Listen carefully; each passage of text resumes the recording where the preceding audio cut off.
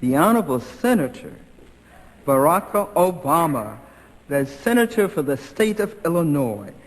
Ladies and gentlemen, would you please give a standing ovation for the members of the Congressional Black Caucus?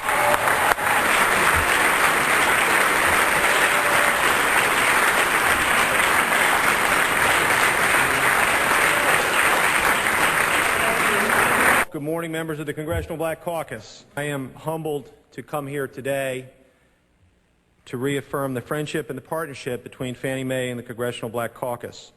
Fannie Mae is determined to keep tearing down the barriers to deliver on the American dream, and that means we need to work together with the CBC. So many of you have been good friends to Fannie Mae and our mission. You've been friends through thick and thin. We have indeed come upon a difficult time for Fannie Mae.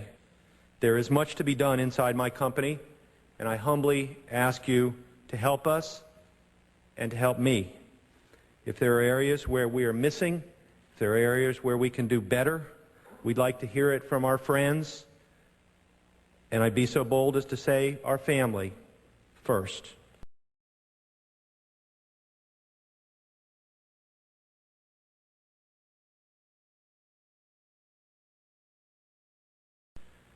It is true that Fannie Mae has lent more money to more minorities and more underserved individuals than any single company in history.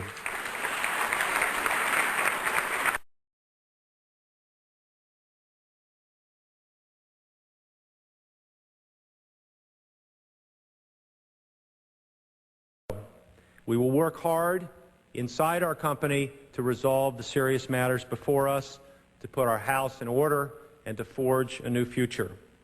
And all the while, you will see Fannie Mae reaching out and listening to the caucus.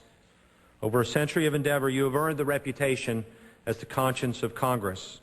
In many ways, I want to tell you today, you're also the conscience of Fannie Mae, keeping us on course to serve those who need serving the most.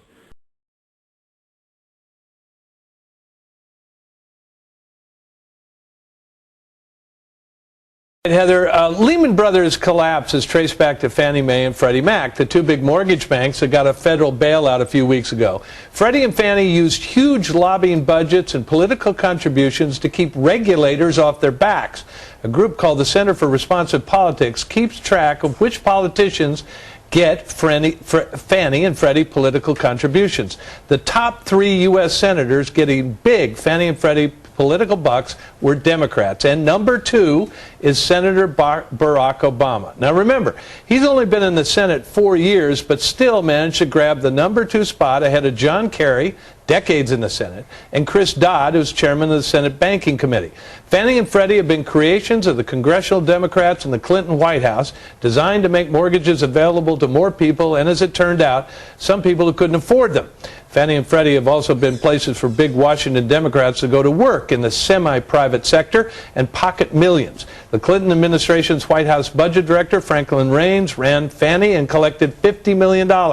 Jamie Gorelick, Clinton Justice Department official, worked for Fannie and took home $26 million. Big Democrat Jim Johnson, recently on Obama's VP search committee, has hauled in millions from his Fannie Mae CEO job. Now remember, Obama's ads and stump speeches attack McCain and Republican policies for the current financial turmoil.